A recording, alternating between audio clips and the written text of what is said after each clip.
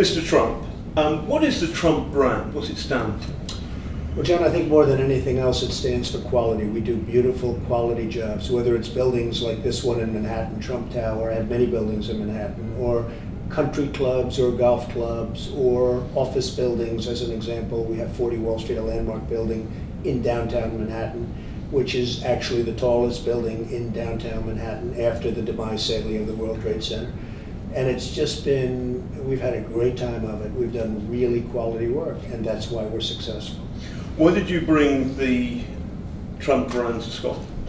Well, my mother was born in Stornoway. She loved Scotland. She thought Scotland was the best. And she went back religiously every year during the summer, and she'd take my sister, who's a federal judge, and they would go and they would just love it. And she could stay there all the time. She had great respect and love for the Queen. It was very interesting. Every time I see the Queen, I like the Queen because my mother loved the Queen. My mother passed away. But I really wanted to do something great in Scotland if I was able to do it in honor of my mother. Her name was Mary MacLeod, and I felt very strongly about doing something really good for my mother. In the beginning, you met Alex Salmond here in Manhattan, first time, yeah? I did. I met Alex Salmond at Manhattan, in Manhattan. He was inviting us to a dinner, and we went to a dinner and spent hours with him, a long time. You talk about wind farms? We talked about many forms of energy, in particular wind farms, yes. So what was the conversation? Because there's a big dispute about this, as you know. Yeah. What did you tell Alex Salmond at that meeting? It's in a restaurant at Paragon. Sorry. Just the siren. Okay, the siren is intrusive, yeah? Yeah. Yes, Sorry. Thank you. So we'll hold for the Yeah. siren, they've got a job to do. But we'd like them to do it slightly more quietly. It'll take a little while. It'll go. That's a loud one. It's gone? No. Quiet.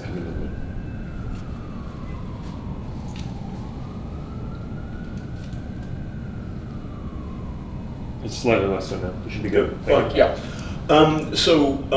What happened at that restaurant meeting? Well, there were numerous people there, but Alex Salmond actually sat in a private table with myself, George Sorial, and a couple of other people that we know, and we discussed a lot of things. We discussed Scotland, we discussed the beauty of Scotland, but we also discussed energy in different forms, including windmills. So your position then is that you wanted to go ahead with the golf course, you were pressing to go ahead with the golf course, but were you concerned about wind farms, and did you say that to Alex Salmond? Absolutely. No, I wanted to go ahead with a great course, but I've seen what the windmills, wind turbines, they're industrial, they're unattractive. I've seen what they've done to other places. Now, I must tell you, that was a number of years ago. Today, that technology is just obsolete, and it's gotten much worse in terms of people now know the kind of destructive abilities or capabilities that it has. So I would say that I was very strongly opposed to it then, and now I'm vehemently opposed to it. But we discussed wind, we discussed wave technology, we discussed something that I think is great, hydro. That's where waters and dams and lakes, because they actually are beautiful as opposed to these horrible things, you know, interfering with beautiful environments and killing birds. So we discussed lots of different forms of energy. Wave technology was very interesting to me because it's underwater. It's the currents move the electricity, and that was something that was actually very interesting to me, but we discussed that also. Because George Sorrell, I met a little bit earlier, your Yes. lawyer, has told us that Alex Salmond actually said, listen, don't worry about the wind farm, it's not going to impede on your public, it's not going to happen.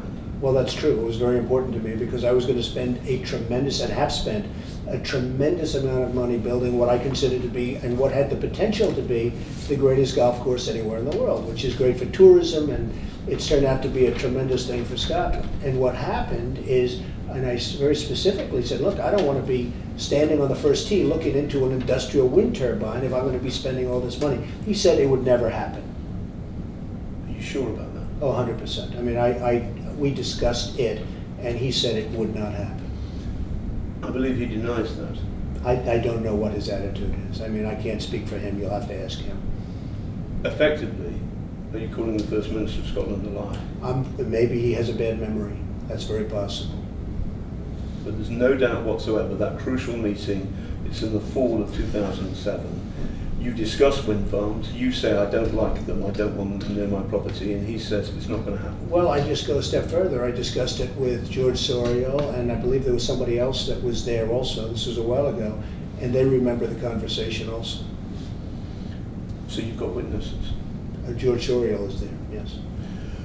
Do you trust Alex Salmond?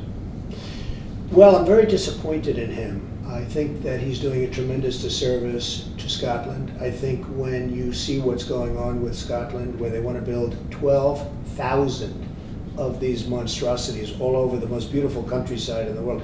I'm there in honor of my mother, but I'm also there because Scotland is known for the most beautiful country. I mean, it's magnificent. You're going to destroy Scotland. He will destroy the wind turbines. These industrial wind turbines will destroy Scotland. But there was a time when you were great mates. I mean, there was for example, what happened was the local authority blocked your plan. You complained to Alex Salmond, and then the government of Scotland unblocked your plan. I think so great you were great mate. mates. I think great mate is a very strong statement. I knew him. I got along fine with him, but we were very disappointed in him because if you remember, when it was blocked, 2 of his people voted against it. These are people that he should have spoken to and probably didn't. But 2 of his people voted against us, which was totally unexpected. So instead of having the approval years before, we then had to stick to it and get the approval years later. But it's a very well-known fact that it was 2 of his people that voted against the initial plan, which was basically the same plan. Because of that negative vote and those -2 votes, we lost by a margin of like 1. And we had to go through a whole process which took a number of years.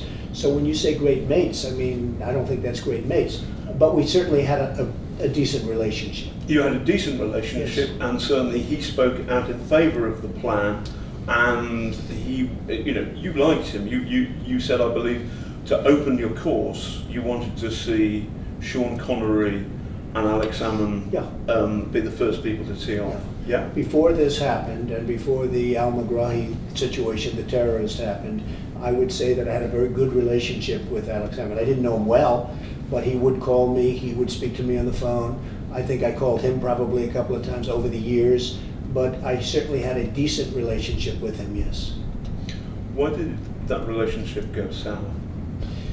Well, I think the real problem with me, it just seems that when I was notified by him and his representatives that they wanted me to back this horrible plan for the terrorists who blew up the Pan Am flight over Lockerbie, Scotland, and approximately 250 people were killed, horribly killed. When I heard about this plan, I couldn't believe it because it wasn't a plan. By that time, they had already released him. And it was a worldwide disaster for Scotland. And there are still people that bring it up. They couldn't believe it. He killed these people. Terrorists blew up the plane. Everybody knew he did it. And they released him for humanitarian reasons. I thought it was terrible. I got a call, or one of my people got a call from the Salmond office wanting me to write a letter basically endorsing what he did. And I said, I can't do that. And then I said, send us the letter that you want us to write. If I can do it, I'll do it. But I mean, it just seems like, I thought it was the craziest thing I've ever heard when they released him for humanitarian reasons. Here's a man killed approximately 250 people. And what happened is they sent me a letter that they wanted me to put on my stationery, and I refused to do it. And after that happened, John, I would say that the relationship was definitely never the same. Have you got a copy of that letter? I do. Can you show it to me? As per your request, I do. It's right here. They wanted me to put this in, this is from the First Minister's office, Mr. Jeff Aberdeen. So it's from Jeff Aberdeen, who I'm guessing is who's special advisor to the First Minister. And he wants you're a New Yorker, to say, however, I'm certain that the Scots issued this release for good reasons. I'd like to hope that it might help to break the cycle of violence around the world and replace it with reciprocal gestures. In any event, this is the Al-Megrahi decision to send him home to Libya. In any event, it won't stop my love affair with Scotland and the Scots. What did you think when you read this? I thought it was absolute madness. Number one, I thought it was totally crazy that he did it. He spoke to me and called me and was very strong in wanting me to sign that letter or something very similar. And I said, I just can't do it. I think it's crazy that you did it. I didn't know why he did it. Nobody to this day understands why he did it. He said he did it for humanitarian reasons. And I just felt that it was something I could not do under any circumstances. And I told him in the strongest of language, I can't do it. I just can't do it. I disagree with your decision. And not only that, and he did mention, he said he'll be dead in a week because he had cancer. He'll be dead in 1 week. And I remember him saying that. Well, he lived for a couple of years after that. And frankly, if they didn't have the revolution or whatever it was, he'd probably still be alive today. So it made Scotland look so foolish and even stupid, and it made him look so bad. And I will say this, when I refused to sign the letter that he asked me to sign, having to do with the terrorists and Lockerbie, my relationship with him, it was just never very good after that. Were you hurt when some people in Scotland turned against you?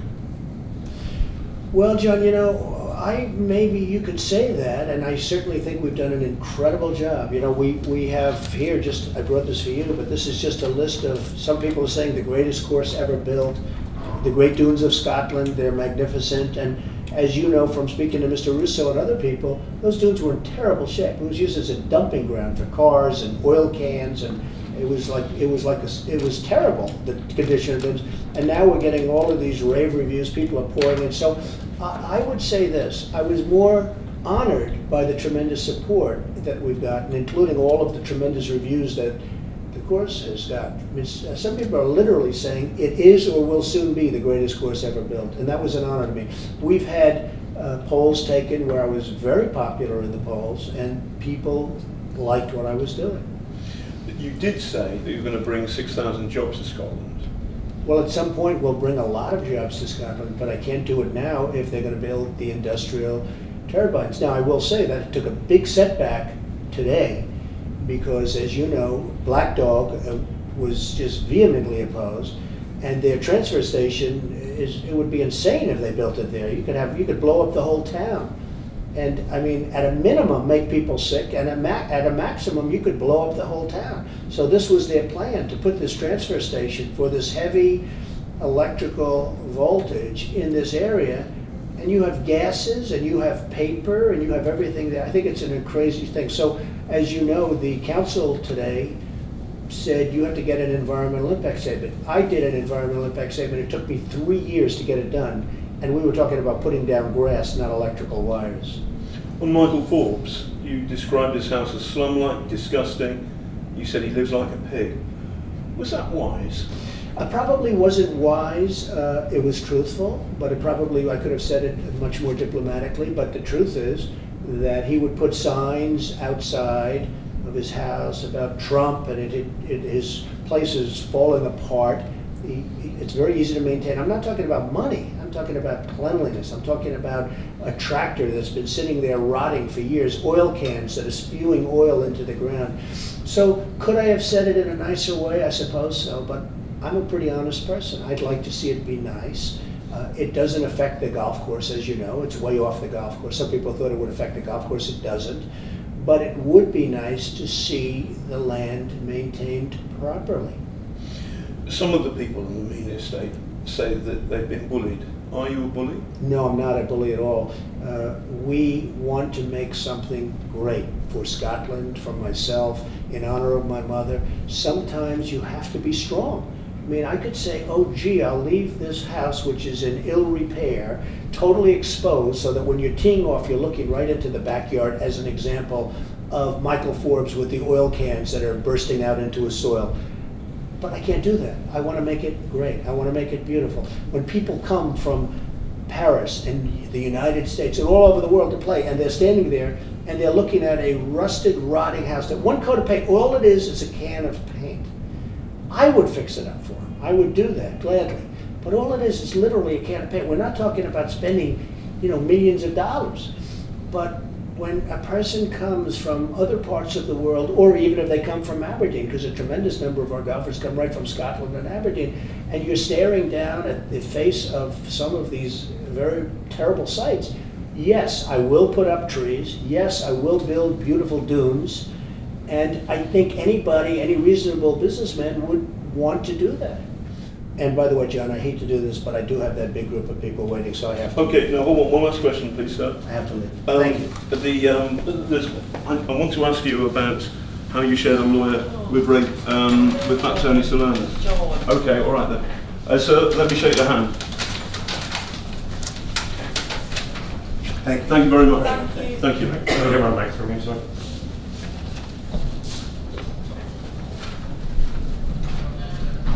We're still on camera.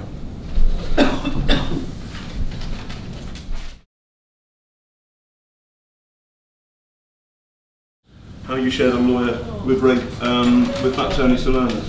Okay, all right then. So you shared a lawyer with Fat Tony Solana.